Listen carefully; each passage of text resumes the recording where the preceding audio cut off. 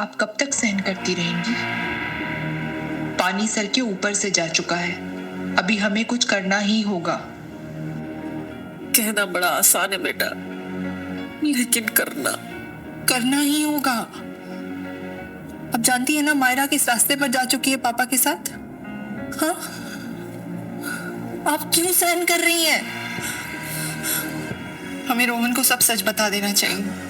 नहीं बेटा नहीं, रोहन को हम कुछ नहीं बता सकते। मेरा बेटा पूरी तरीके से टूट जाएगा। नहीं, जब से ऋषि की मौत हुई है तब से ही पापा की नजर मुझ पे थी, लेकिन इस बार उन्होंने सारी हदें पार कर दी है मम्मा। अगर इस बार भी हमने कुछ नहीं किया ना, मैं अपनी जान दे दूंगी। नहीं बेटा, ऐसी बातें नहीं करते बच्चा, ऐसी बातें नहीं करते।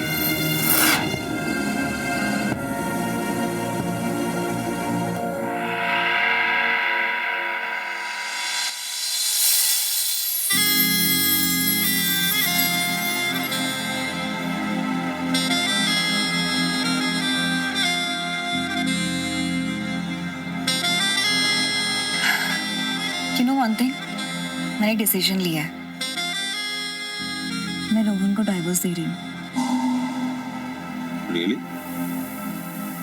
हाँ, मुझे तुम्हारे साथ रहना अच्छा लगता है, तुम अच्छे लगती हो, तो अब तुम्हारे साथ ही रहूंगी, सिर्फ हम दोनों। Sure.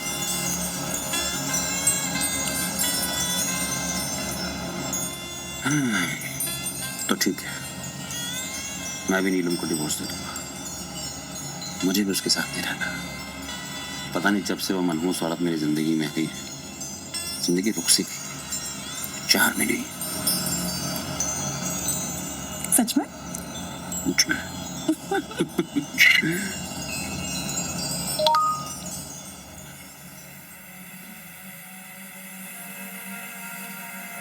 किसका मैसेज है? संध्या का। ओह, तो देखो जरा क्या लिखा है संध्या भाभी ने। अच्छा, वॉइस नोट भेजा है उन्होंने। मुझे अपने अकेलेपन का एहसास हो चुका है और अब मैं अपनी जिंदगी आपके साथ बिताना चाहती हूँ। जो रिश्ता हम दोनों के बीच में कभी नहीं बन पाया, अब मैं खुद उस रिश्ते में बंधना चाहती हूँ। मैं फार्म हाउस आ रही हूँ, जस्ट वेट फॉर मी। अरे वाह, तुम तो बहुत पहुंचे हुए निकले। मतलब संध्या भाभी भी। क्यों, जलन हो रही? मुझे कोई जलन नहीं हो रही है, और वैसे भी आई हैव नो प्रॉब्लम। मैं बहुत ओपन माइंडेड हूँ, जब तक you promise me that you will be only my Veer. I'll be always your darling, always you. So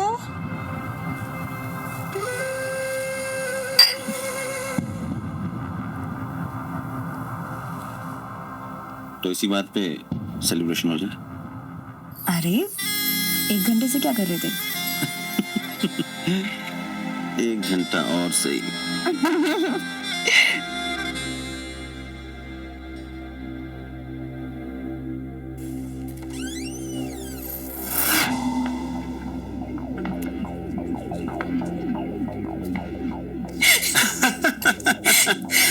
nice joke.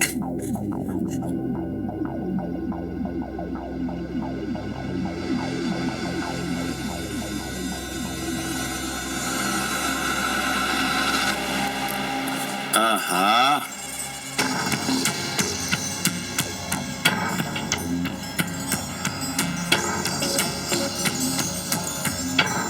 Myra, इसे कहते हैं काया पलट। वैसे ऐसा हुआ कैसे संध्या डार्लिंग? अब आपको जो चाहिए मैं आपको दूंगी, और आप जहां जाएंगे मैं आपके साथ चलूंगी, और बदले में ना मुझे सिर्फ आपका प्यार चाहिए। संध्या रानी, भरपूर प्यार मिलेगा, इतना प्यार जो तुमने सोचा भी नहीं होगा। अब देखो मैं तुम दोनों की जिंदगी कैसे बदलता हूं। क्यों मायरा? बिल्कुल। तो भाई इस बात पे तो सेलिब्रेशन बनता है। हाँ, लो। लेकिन आज की आपकी ड्रिंक मैं अपने हाथों से बनाऊंगी। मैं 2 मिनट में आती हूँ। हाँ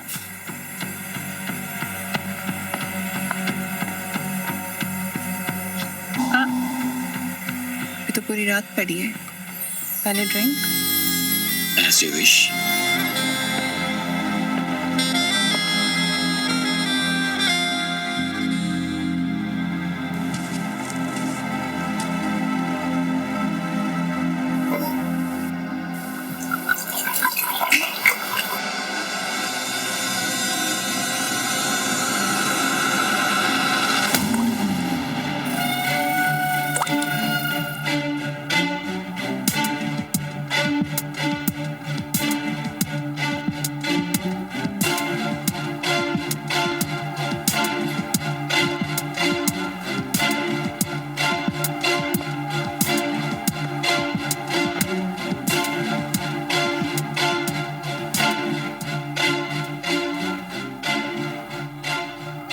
थैंक यू।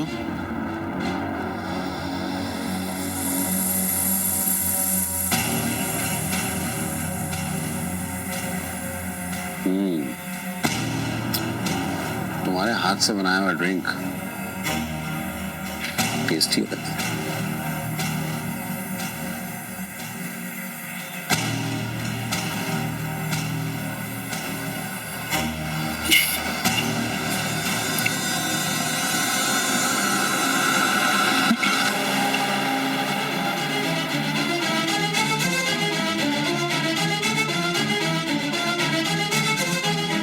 दीप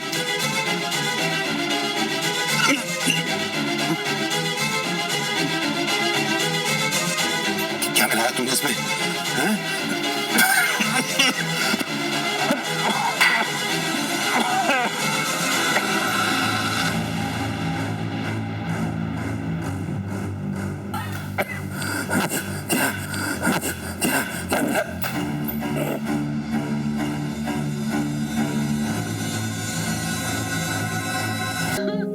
आज इसके सारे कामों का हिसाब पूरा हो गया मम्मी।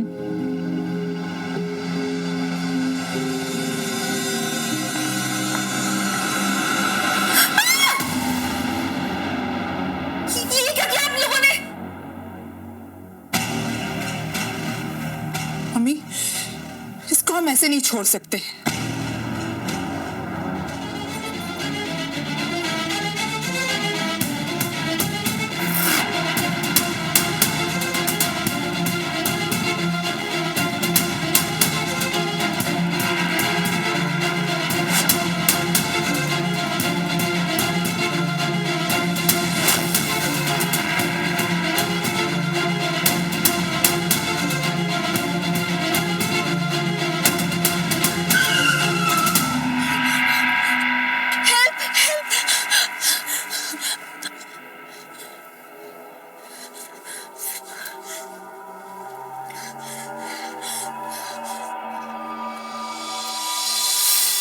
नीलम जी, आपने अपने पति को क्यों मारा? ये पूछिए इंस्पेक्टर साहब कि आज क्यों मारा। मुझे तो उसे कई साल पहले मार देना चाहिए था।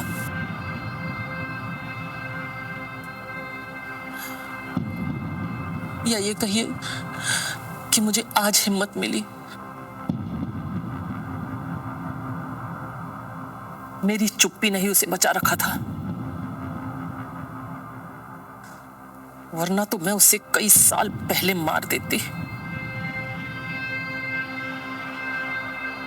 बेटा संध्या, अब रोना बंद करो।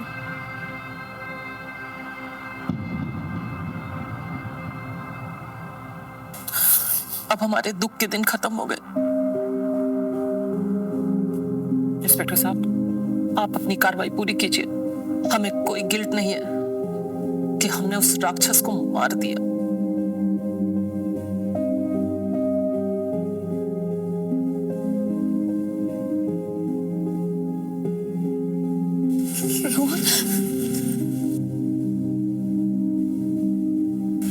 I am sorry mom.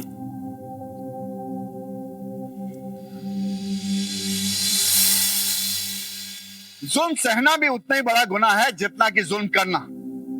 नीलम और संध्या ने जिंदगी भर जुल्म सहा ही नहीं बल्कि उसे जिंदगी का हिस्सा भी बना लिया।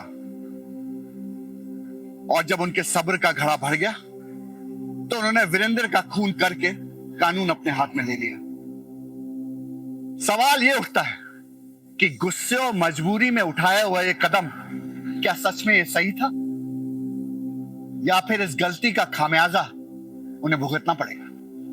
क्या नीलम और संध्या को कानून का सहारा नहीं लेना चाहिए था, या फिर वीरेंद्र जैसे राक्षस का खात्मा करना लाजमी था? यह फैसला करना बहुत मुश्किल है, लेकिन एक बात याद रखिएगा, जब जब खून बहता है उसमें सिर्फ गुनहगार नहीं, कभी कभी बेगुनाह भी उस लहू में बह जाता है।